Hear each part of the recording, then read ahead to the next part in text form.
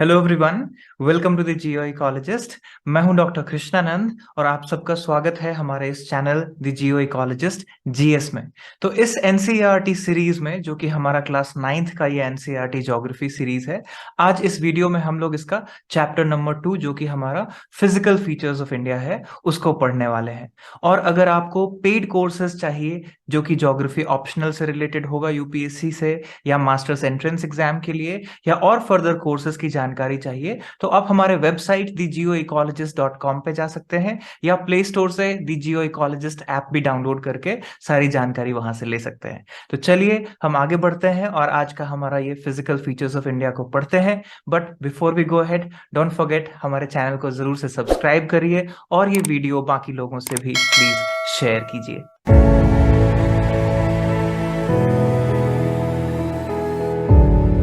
तो चलिए हम लोग पढ़ते हैं physical features of India chapter 2, जो हमारा क्लास 9th का एनसीईआरटी बुक है ज्योग्राफी का, उसका ये चैप्टर 2 है। तो इसमें हम लोग सबसे पहले देखेंगे कि पहला पैराग्राफ हमारा क्या कहता है। तो फर्स्ट पैराग्राफ में आपका सबसे पहले एक रेफरेंस दिया गया है कि you have already learned earlier that India is a vast country. पिछले चैप्टर में हमने एरिया, लोकेशन, साइज, इन सारी बातों को इंडिया के रिस्पेक्ट में किया था, तो ये आपको जानकारी होनी चाहिए। और इंडिया एक बहुत डाइवर्स कंट्री है फिजिकल फीचर में, ह्यूमन फीचर में, ये बातें एक बेसिक जानकारी के लिए दी गई है।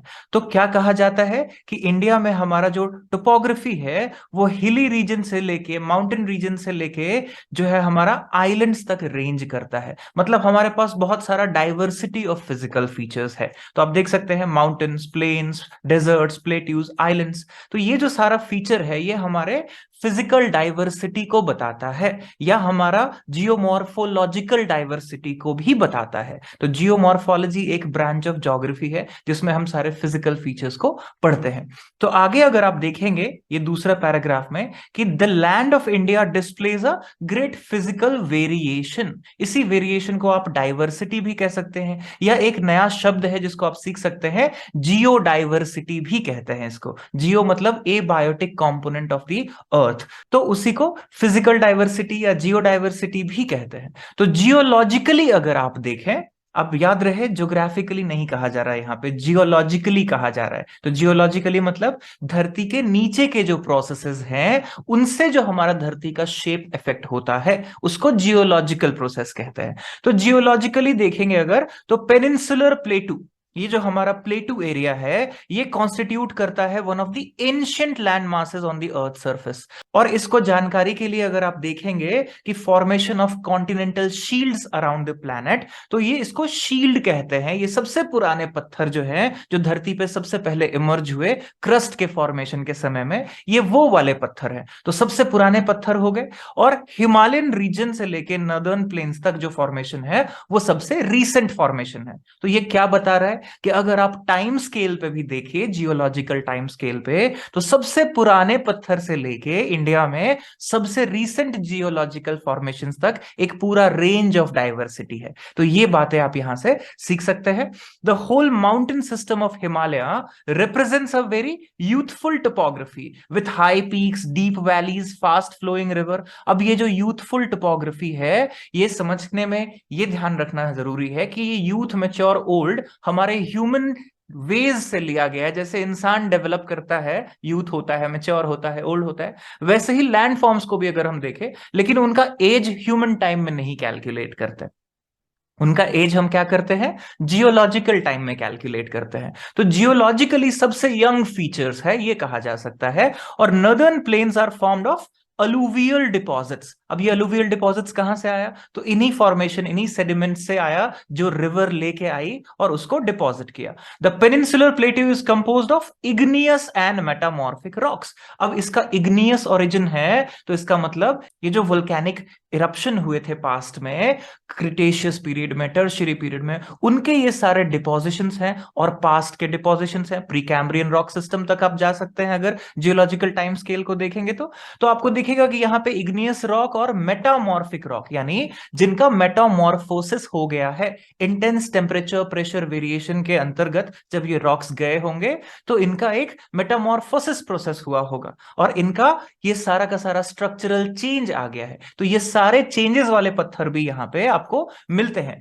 और with gently rising hills and wide valleys, ये हमारा एक कैरेक्टरिस्टिक है। तो अगर major physical divisions of India को आपको देखना है तो इसको हम लोग लगभग 6 भागों में बांटते हैं और काफी सारे स्कॉलर ने इसको 5 भागों में भी बांटा है। तो आप देखेंगे पहला हमारा हिमालयन माउंटेन्स है, दूसरा नदर्न प्लेन्स है, तीसरा पेनिनसुलर प्लेट्यू है, फिर आता है डेजर्ट। कई बार डेजर्ट को और प्लेन को एक ही में रख देते हैं तो वो पूरा पूरा प्लेन एरिया में काउंट होता है, बट डेजर्ट एक अलग डिस्टिंक्ट फीचर है तो उसको इंडियन डेजर्ट को अलग कैटेगरी में रखा गया है। फिर आता है कोस्टल प्लेन्स पे और फिर आते हैं हमारे आइलैंड्स पे। अब हम देखेंगे एक एक करके कि इनमें क्या क्या चीजें हैं जो जानकारी आपको ध्यान में रखनी चाहिए। तो शुरू करेंगे हम लोग हिमालयन माउंटेन से। तो हिमालयन माउंटेन्स को अगर आप देखेंगे नॉर्थ ऑफ इंडिया में तो ये आपका एक बहुत बड़ा स्ट्रक्चर है जो इंडिया के नॉर्दर्न बाउंड्री नेचुरल बाउंड्री की तरह काम करता है। और इंपॉर्टेंट क्या है कि ये जियोलॉजिकली बहुत यंग है, स्ट्रक्चरली फोल्ड माउंटेन सिस्टम का सबसे अच्छा एग्जाम्पल है पूरी दुनिया में। और ये जो माउंटेन रेंजेस हैं they run in west to east direction from Indus to Brahmaputra. तो आप देख सकते हैं पूरा इंडस से लेके ब्रह्मपुत्रा तक का जो हमारा स्ट्रेच है मैप पे अगर आप देखेंगे तो आपको दिखेगा कि ये पूरा स्ट्रेच हिमालयन रीजन से कवर होता है। तो हिमालयस रिप्रेजेंट दी लॉफ्टीएस्ट, सबसे ऊंचे पीक्स हैं दुनिया के ये, and one of the most rugged mountain barriers of the world. मतलब यहां वियर एंड टियर ज्यादा है, वेदरिंग इरोजन ये सारे प्रोसेसेस जो होते हैं, डेन्यूडेशनल प्रोसेस जो होते हैं, ये बहुत फास्ट है और बहुत लार्ज स्केल पे है। तो आए दिन आप सुनते होंगे कि फलाने जगह पे लैंडस्लाइड हो गया हिमालयन रीजन में, यह स्लोप डिसमेंटल हो रहा है। जोशीमठ का एग्जाम्पल दिया जा रहा है रिसेंट न्यूज में, अगर आप देखेंगे कि वो स्लम्प कर रहा है, नीचे गिर रहा है। इसका मतलब हिमालयन रीजन बहुत फ्रेजाइल रीजन में से भी है और अभी भी इसमें क्या हो रहा है, वियर एंड टियर हो रहा है। तो आप देखेंगे कि ये एक आर्क फॉर्म करता है और यहां पे आप देखेंगे 2400 किलोमीटर का ये पूरा डिस्टेंस है लगभग, और विड्थ कहीं कहीं पे इसका 400 किलोमीटर होता है तो कहीं 150 किलोमीटर। तो 400 किलोमीटर का जो विड्थ है नॉर्थ साउथ, ये आपको कश्मीर रीजन में दिखेगा, जबकि जब आप अरुणाचल की तरफ ईस्ट जाएंगे तो ये विड्थ कम होता चला जाता है। तो ये एक स्पेशल वेरिएशन है, आप देख सकते हैं। अब फर्दर अगर आप देखेंगे, the Himalaya consists of 3 parallel ranges in its longitudinal extent. अब लॉन्गिट्यूडनली देखना है मतलब नॉर्थ से साउथ की तरफ देखना है, ठीक है। So uh number of valleys lie in between the ranges, और नदर्न मोस्ट को अगर आप देखेंगे रेंज को कहा गया है ग्रेट या इनर हिमालय, जिसको हिमाद्री के नाम से भी हम जानते हैं, ठीक है। और it is the most continuous range consisting of loftiest peak, और एवरेज हाइट हमारा 6000 मीटर का है यहां पे। और सबसे हाईएस्ट पीक्स अगर आप देखेंगे तो आपको माउंटेन पीक्स इसी रेंज में दिखेगा। अब हम थोड़ा मैप पे चलते हैं और इसी बात को समझते हैं कि यहां पे हमें क्या क्या देखने को मिल सकता है। तो अब मैप पे देखिए तो आपको सबसे पहले इंडिया के नॉर्थ में यहां पे आपको दिखेगा एक नॉट। इस नॉट का फॉर्मेशन आप जियोलॉजिकली देखेंगे तो इसका जो इधर से प्लेट है हमारा और इधर से इसके बीच में ये एक नॉट का काम करता है, इसको पामिर नॉट कहते हैं। जियोलॉजिकली बड़ा इंपॉर्टेंट एरिया है और ये माउंटेन्स है हिंदू कुश और इधर कुनलुन माउंटेन्स है।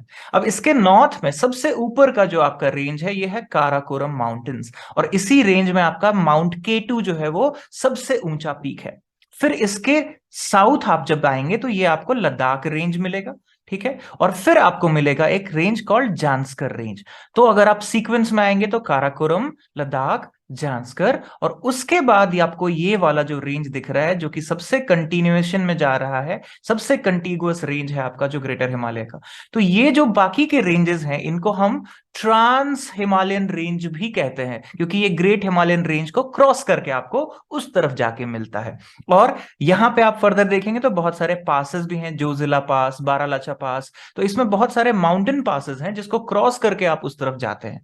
फिर आपका ये मिडिल हिमालयन रीजन आता है और फिर आपका ये शिवालिक्स आता है जो कि यहां पे आप देख सकते हैं, और इसमें बहुत सारे पीक्स है, इंपॉर्टेंट रेंज है। और इंडिया के वेस्ट में यहां पे आप सुलेमान रेंज भी देख रहे हैं, और ये आपका जो इंडस और उसके ट्रिब्यूटरी का बेल्ट है। इधर आपको देखेंगे तो यहां से सतलज का बेल्ट आता है इंडिया में, और ये आपका पूरा ब्रह्मपुत्र रिवर है, राइट। और गंगा रिवर का सोर्स जो है वो यहां से आप गंगा और उसकी ट्रिब्यूटरी का सोर्स देखते हैं, तो हिमालयन रीजन का एक इंपॉर्टेंस आपको समझ आता है।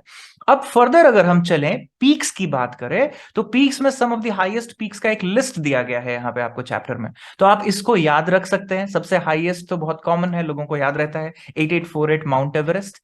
फिर आता है कंचनजंगा, जो कि इंडिया में आप देखेंगे सबसे ऊंचा पीक है, 8598। उसके बाद माउंट मकालू है जो कि नेपाल में है, धौलागिरी नेपाल में है, 8481 8172। नंगा पर्वत फिर से आता है 8126 में। तो 8000ers में अगर आप देखेंगे तो इंडिया में कंचनजंगा है, फिर हमारा नंगा पर्वत है, और फिर अन्नपूर्णा रेंज, जो अन्नपूर्णा पीक है वो नेपाल में चला जाता है। उसके बाद नंदा देवी इंडिया में आता है हमारा सेकंड नंबर पे, जो कि 7817 है, राइट। तो नंदा देवी बायोस्फीयर रिजर्व भी है, अगर आप देखेंगे बायोडायवर्सिटी के लिए बहुत इंपॉर्टेंट है।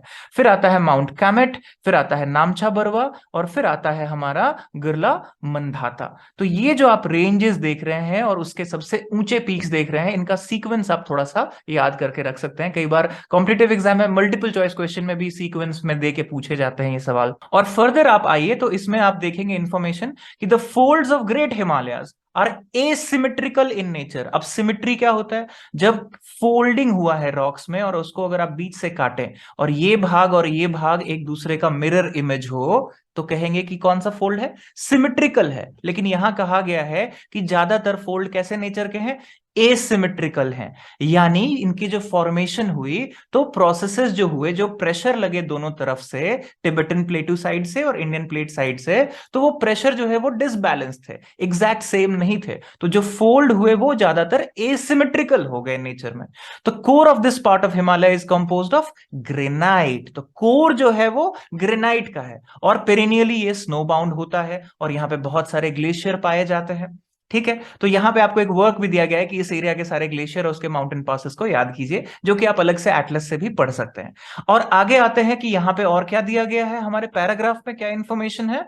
तो range lying in the south of Himadri, अगर आप ये देखेंगे साउथ ऑफ हिमाद्री में जो रेंजेस थे, उसमें आप देखेंगे जो हमारा हिमाचल या लेसर हिमालय है, फिर ये रेंज में सबसे ज्यादा हाईली कंप्रेस्ड और ऑल्टर्ड रॉक्स हैं, यानी कंप्रेशन ज्यादा हुआ, और इसका ऑल्टीट्यूडनल वेरिएशन जो है वो 3700 से लेके 4500 के बीच में आता है, और एवरेज विड्थ यहाँ पे 50 किलोमीटर हो जाता है हिमाचल हिमालय में। फिर आता है अगर आप देखेंगे पीर पंजाल रेंज में, और पीर पंजाल रेंज का जो बेस है वहीं पे आपका रोहतांग पास है। रोहतांग टनल अगर आपने कभी देखा हो, सुना हो, तो आप समझ जाएंगे। तो यहाँ पे लॉन्गेस्ट और मोस्ट इंपॉर्टेंट रेंज है, और धौलाधार एंड महाभारत रेंज जो है वो और प्रोमिनेंट रेंजेस है। फर्दर आप देखते हैं इस रेंज में, तो ये जो रेंज है इसमें सबसे ज्यादा फेमस कौन सी वैली है? कश्मीर वैली है, कांगड़ा वैली है, कुल्लू वैली है। ये सारे के सारे बहुत इंपॉर्टेंट टूरिस्ट डेस्टिनेशंस भी रहे हैं, और ये बहुत इंपॉर्टेंट रोल प्ले करते हैं हमारे इकोनॉमी में भी, और ये कंट्री के one of the prominent features रहे हैं, जो कि मैप पे आप देखते हैं।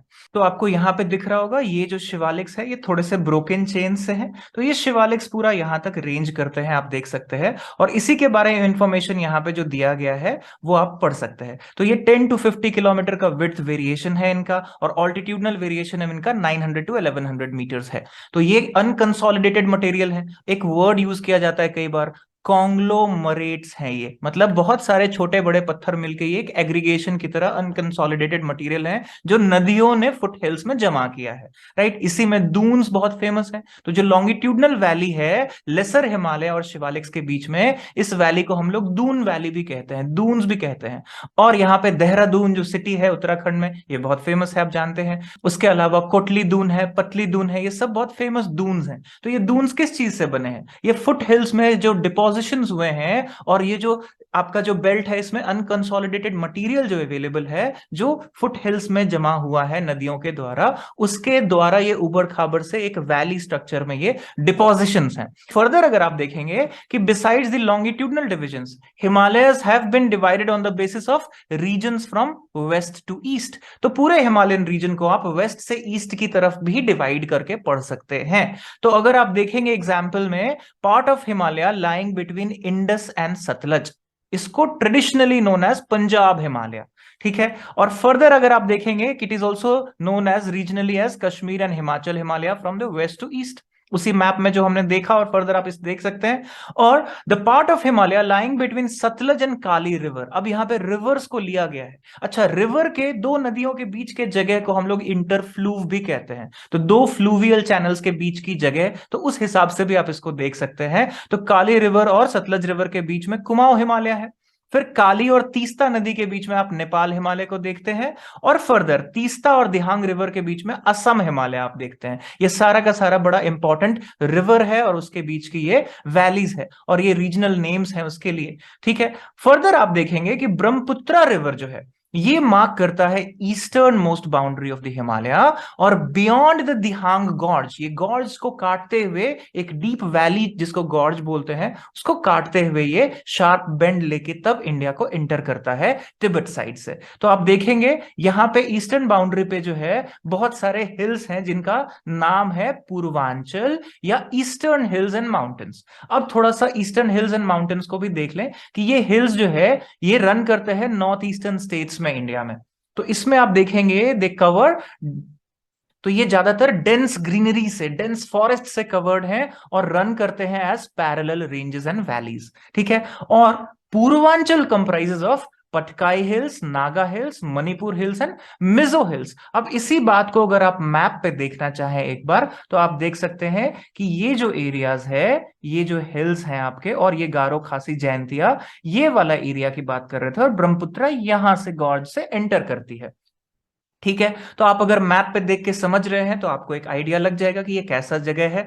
और फर्दर आते हैं अब हम लोग माउंटेन से नीचे प्लेन एरियाज में, जो हमारा नदर्न प्लेन्स है। तो नदर्न प्लेन्स में आते हैं तो हम देखेंगे कि यहाँ पे बहुत सारे रिवर सिस्टम्स हैं, जिसमें इंडस, गंगा और ब्रह्मपुत्रा, ये तीन मेजर रिवर सिस्टम है। इन्हीं के बीच में और इनके ट्रिब्यूटरीज के द्वारा ये प्लेन को बनाया गया है, जहां पे अलूवियल सॉइल है, डिपोजिशनल बेसिन्स है। तो आप यहां पे देखेंगे कि हिमालय से लेके जब आप फुटहिल से आगे बढ़ेंगे तो मिलियन सालों में, over millions of years, these fertile plains have been formed. तो आप यहां देख सकते हैं कि ये एक दो दिन में नहीं बना, इसका भी टाइम स्केल ऑफ फॉर्मेशन जो है वो मिलियंस ऑफ इयर्स है। और फर्दर आप देखेंगे कि ये भी 2400 किलोमीटर लॉन्ग है, कहीं पे 240 तो कहीं पे 320 किलोमीटर का विड्थ है इसका। और यहाँ पे रिचनेस है सॉइल में, राइट, और एडिक्वेट वाटर सप्लाई है, फेवरेबल क्लाइमेट है। तो ये फैक्टर जो है इंडिया को एग्रीकल्चरली प्रोडक्टिव बनाता है। मतलब कौन से फैक्टर है, फिर से ध्यान देना कि एडिक्वेट वाटर सप्लाई है, उसके अलावा आपके पास क्या है, जो रिच सॉइल है, अलूवियल सॉइल, दो फैक्टर, और फेवरेबल क्लाइमेट, ये तीनों मिला के इसको फूड बॉल ऑफ इंडिया बनाते हैं। ये बड़ा इंपॉर्टेंट है कि सबसे अच्छा एग्रीकल्चरल रीजन बनाते हैं। फर्दर अगर आप इसको देखें यहां पे, तो इमेजेस भी दिए गए हैं एग्रीकल्चरल लैंड के, और पैराग्राफ में एक्सप्लेनेशन दिया गया है कि northern plain is broadly divided into 3 sections. तो वेस्टर्न पार्ट जो है नर्दर्न प्लेन का, उसको पंजाब प्लेन्स कहते हैं। ठीक है, और it is formed by Indus and it's tributaries, और इसका लार्ज पार्ट जो है वो पाकिस्तान में है अभी। और फर्दर आप देखेंगे इंडस और उसकी ट्रिब्यूटरी, तो आप नाम देख सकते हैं, झेलम, चिनाब, रावी, ब्यास, सतलज, जो कि हिमालयन रीजन में और ट्रांस हिमालयन रीजन में जिसका सोर्स आपको देखने को मिलेगा। और इन सब के बीच में जो जगह होती है उनको इंटरफ्लूव्स, जो मैंने अभी बताया था, उसी को दोआब रीजन भी कहते हैं। तो दोआब का मतलब क्या होता है, doab is made up of two words, do meaning two and ab meaning water. मतलब क्या है, बेसिकली जो दो नदियों के बीच की जगह हो, दोआब।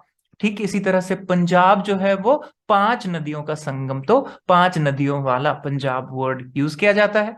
तो गंगा प्लेन्स में अगर आप आए तो ये एक्सटेंड करता है घग्गर और तीस्ता रिवर के बीच में, और it is spread over north India. कहां कहां पे, तो हरियाणा, दिल्ली, यूपी, बिहार और कुछ parts Jharkhand and west Bengal में। ठीक है, और in the east particularly Assam में आप देखेंगे ब्रह्मपुत्रा प्लेन्स है आपका। तो नॉर्दर्न प्लेन्स में अगर आप फर्दर आप आ जाएं तो आप देखेंगे कि फ्लैट लैंड है, ज्यादा कोई वेरिएशन नहीं मिलेगा आपको रिलीफ फीचर में। और ज्यादातर आप देखेंगे कि ये नदियां जो है ये माउंटेन से जो सेडिमेंट्स लेके आ रही हैं वो सारा का सारा डिपॉजिट कर रही हैं इस पूरे बेल्ट में। तो सबसे पहले जो फुट हिल्स में डिपोजिशन होता है शिवालिक्स में, उसको आप देखेंगे भाबर कहा गया है। तो सबसे पहला जो बेल्ट है आपका वो है भाबर बेल्ट, बेल्ट, यहाँ पे कुछ स्ट्रीम्स देखेंगे वो डिपोजिशन के नीचे जो है वो कई बार गायब भी हो जाती हैं, आपको ऊपर दिखेंगी नहीं, तो इसको भाबर बेल्ट कहते हैं। सबसे बड़े बोल्डर्स, छोटे बोल्डर्स, अनसॉर्टेड मटेरियल का एक मिक्स है ये जगह। फिर साउथ में जब आप आएंगे तो थोड़ा सा वेट, स्वैम्पी, मार्शी एरिया मिलेगा, जिसको हम लोग बहुत फेमसली जानते हैं तेराई रीजन के नाम से, जो कि बहुत फेमस है हमारे वाइल्ड लाइफ सेंचुरीज के लिए और फुल ऑफ वाइल्ड लाइफ है। तो इसी में आप देखेंगे कि हमारा जिम कॉर्बेट से लेके काजीरंगा जो असम वाला है, और वाल्मीकि नगर है, और बाकी के जो है वो सारे इसी रीजन में आपको मिल जाएंगे। और फर्दर अगर आप देखेंगे कि largest part of northern plain जो है वो ओल्डर अलुवियम से बना है, जिसको भांगर सॉइल कहते हैं। और उसी में आप फर्दर देखेंगे कि कुछ एरियाज में कैलकेरियस डिपोजिशंस हैं, मतलब जो शेल्स ऑफ एनिमल्स होते हैं और जो डिकेड एनिमल्स हैं उनके जो बॉडी पार्ट्स है उससे जो कैलकेरियस डिपोजिशंस मिलता है, उस सॉइल को कंकर्ड सॉइल भी कहा गया है। तो ये इंपॉर्टेंट है। और फर्दर आप आए तो जो सबसे नया वाला डिपोजिशन होता है उसको हम लोग खादर कहते हैं। तो अगर सीक्वेंस किया जाए तो सबसे पहले है भाबर, उसके साउथ में आपको मिलेगा तेराई बेल्ट, और फिर उसके साउथ में आपको मिलेगा भांगर सॉइल, एंड उसके अलावा कंकर, और फिर आपको मिलेगा जो हमारा सबसे फर्टाइल सॉइल है, जो लेटेस्ट अलुबियम है, लेटेस्ट वाला खादर सॉइल। तो ये सीक्वेंस आप याद रख सकते हैं BTBK के नाम से, ये एक सीक्वेंस है। अब आते हैं प्लेटू एरियाज में, पेनिनसुलर एरिया में। तो जैसा कि हमने इंट्रोडक्शन में भी देखा था कि पेनिनसुलर प्लेट्यू जो है वो एक टेबल लैंड है और क्रिस्टलाइन इग्नियस मेटामॉर्फिक रॉक से बना है, oldest system of rock formation है। और ये आपको कॉन्टिनेंटल ड्रिफ्ट थियरी अगर आप पढ़ेंगे तो उसमें देखेंगे इसको गोंडवाना लैंड, गोंड ट्राइब्स के नाम पे इसको सदर्न पार्ट जो है सो गोंडवाना लैंड का पार्ट बताया जाता है। तो अगर आप देखेंगे plateau has broad and shallow valleys rounded off hills. This plateau consists of two broad divisions, namely क्या क्या, central highlands and Deccan plateau. तो सबसे पहले ध्यान ये रखना है कि सेंट्रल हाईलैंड और डेक्कन प्लेटू इसके दो मेजर पार्ट्स हैं, और दोनों तरफ से गार्डेड है, वेस्टर्न घाट से और ईस्टर्न घाट से। तो ये बड़ा इंपॉर्टेंट एक फीचर है जो हमारा पेनिनसुलर इंडिया में है। और इसमें इंपॉर्टेंट क्या है, तो हमारे पास बहुत सारे नदियां हैं, जिसमें आप देखेंगे नर्मदा रिवर का नाम आएगा, और एक मेजर एरिया मालवा प्लेटू में जो सेंट्रल हाईलैंड्स में है वो कवर करता है। फर्दर आप देखेंगे विंध्यन रेंज जो है, सतपुरा रेंज है, ये सारा इसी में है, और इसके नॉर्थ वेस्ट में अरावली रेंज है, जो कि one of the oldest mountain chain है इंडिया में। फर्दर आप देखेंगे कि westward extension gradually merges with sandy and rocky desert of Rajasthan. तो इसका जो वेस्टर्न नॉर्थ वेस्टर्न एक्सटेंट है ये राजस्थान के साथ जाके मर्ज होता है। और flow of rivers draining this region namely Chambal, Sindh, Betwa, Ken, ये सारी की सारी नदियां जो हैं ये इसके मेजर फीचर्स हैं।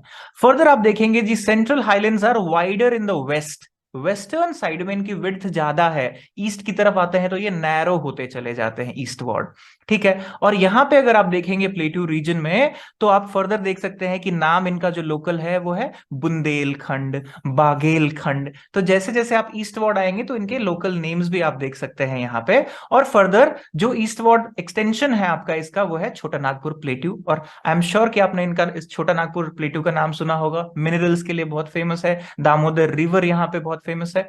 तो डेक्कन प्लेटू जो है एक तरह से ट्रायंगुलर शेप में लैंडमास है, जो कि लाई करता है नर्मदा रिवर के साउथ में, यानी सेंट्रल हाईलैंड के सदर्न पोर्शन में। और यहाँ पे सतपुरा रेंज जो है वो बहुत इंपॉर्टेंट है। इसके अलावा Mahadev hills, Kaimur hills, Maikal range और ईस्टर्न एक्सटेंशन जो है ये इसका बहुत फेमस नेम्स है। और इसको अगर आप देखेंगे डेक्कन प्लेटू का, इसका हायर पोर्शन वेस्ट में और स्लोप जो है वो जेंटली ईस्टवर्ड है, यानी ज्यादातर नदियां वेस्ट में ओरिजिनेट करके ईस्ट की तरफ फ्लो करती हैं, अपार्ट फ्रॉम सम एक्सेप्शंस, ठीक है। तो an extension of the plateau is also visible in north east, locally known as Meghalayan region, जो कार्बी एंगलोंग प्लेटू है, नॉर्दर्न कचर हिल्स है, और इसमें छोटा नागपुर प्लेटू का जो फॉल्ट सिस्टम है वो इसको सेपरेट करता है। तो इसमें आप देखेंगे गारो, खैसी एंड जैंतिया हिल्स जो है वो इसी का एक्सटेंशन माना जाता है।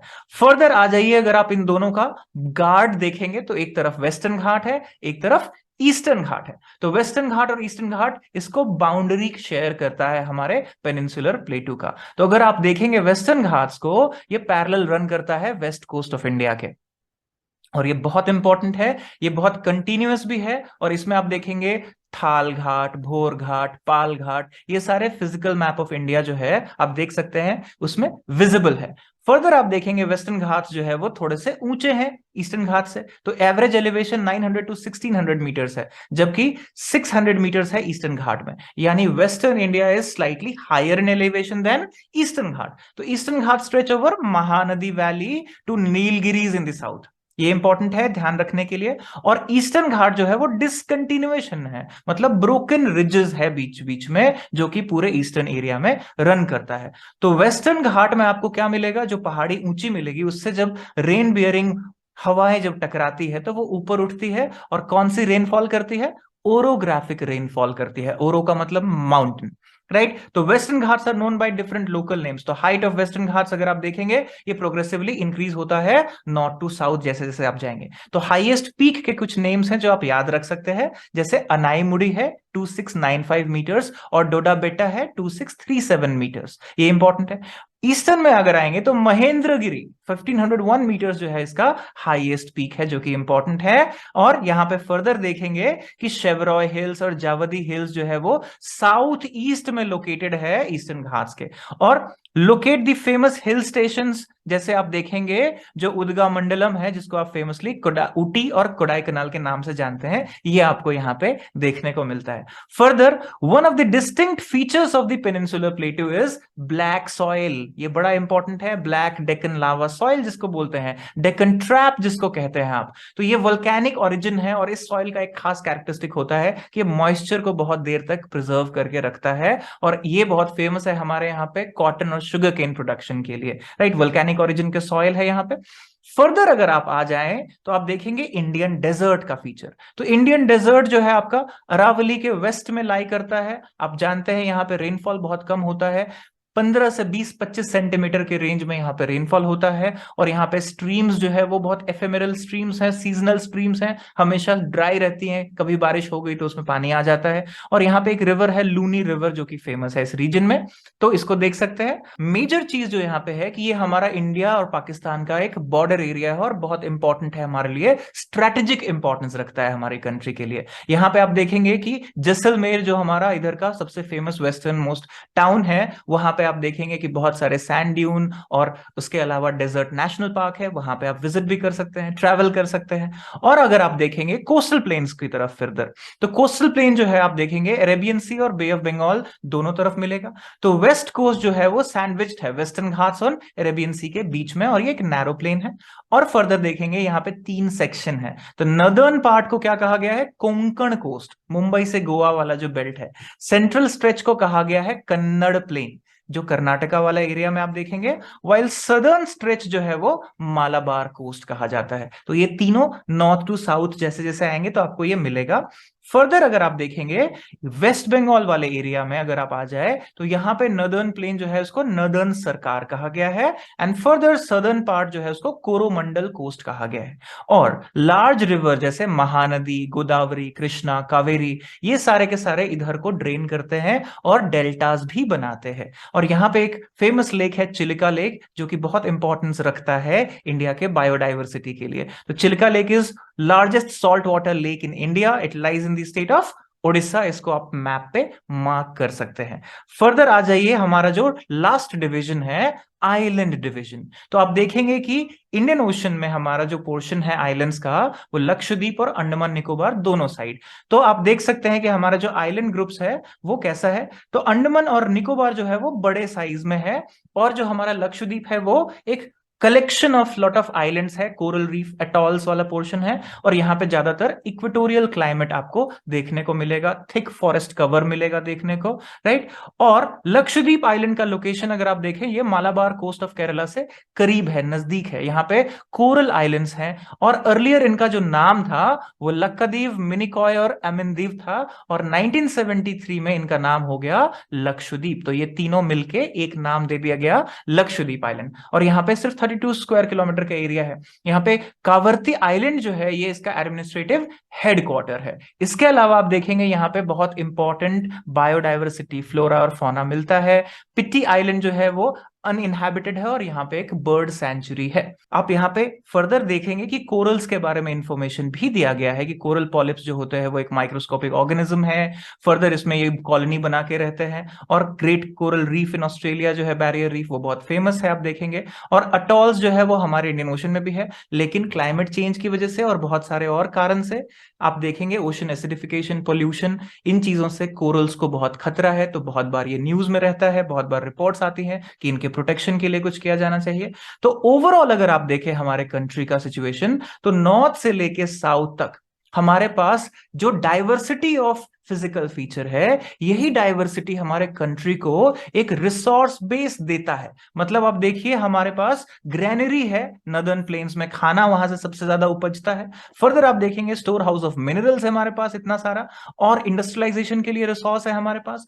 पोर्ट एरियाज है जो कि इंटरनेशनल ट्रेड से लेके फिशिंग से लेके सारी चीजों के लिए जरूरी है। तो यहां पे हमारे पास क्या मिलता है? Immense future possibilities of development, जो कि आप देख सकते हैं यहां पे कहा गया है। और इसके बाद आपका एक्सरसाइज शुरू होता है। तो इतनी सारी चीजों को पढ़ के आप ये सारे आंसर्स कर सकते हैं। तो ओवरऑल अगर आप देखेंगे तो हमने जो सीखा इस पूरे समरी में कि इंडिया का जो फिजिकल डाइवर्सिटी है, फिजिकल फीचर्स की जो डाइवर्सिटी है, जो 6 फिजिकल डिविजन्स हैं जो कि आप देख सकते हैं नॉर्थ से साउथ, और इस मैप में भी आप इन चीजों को पढ़ के मार्क कर सकते हैं, प्रैक्टिस कर सकते हैं। तो फर्दर अगर आप देखेंगे इसमें तो आपको ये सारे feature, right from Vindhya range, Satpura range, Mahadev hills, इसके अलावा आप देखेंगे इधर जो आपका broken chains of Eastern Ghats है, महेंद्रगिरी से लेके सारा चीज, Northern Sarkar, Coromandel coast, Malabar coast, Konkan coast, right, Western Ghats, ये सारा चीज आपको फिजिकल फीचर ऑफ इंडिया का जो मैप है उस पे मार्क्ड है। तो ये सारा जानकारी बहुत जरूरी है, और मैं आशा करता हूं कि आपको ये सारी जानकारी समझ आई होगी, आपका जो ये रिवीजन है वो ठीक से हुआ होगा। तो एक बार इसको फिर से रीड करिए, और इसमें बहुत माइन्यूट और छोटी छोटी डिटेल्स है जो कि इंडिया के फिजिकल फीचर्स की जानकारी के लिए बड़ी जरूरी है और किसी भी कॉम्पिटिटिव एग्जाम के लिए जरूरी है। और कमेंट करके हमें बता सकते हैं कि आपको ये वीडियो कैसा लगा, और हम लोग फिर से अगला चैप्टर में मिलते हैं। So all my best wishes, take care, enjoy learning from the NCERTs. Basics को स्ट्रॉन्ग कीजिए ताकि फ्यूचर में आप सारे एग्जाम्स में अच्छे आंसर्स लिख पाएं। So all the best wishes.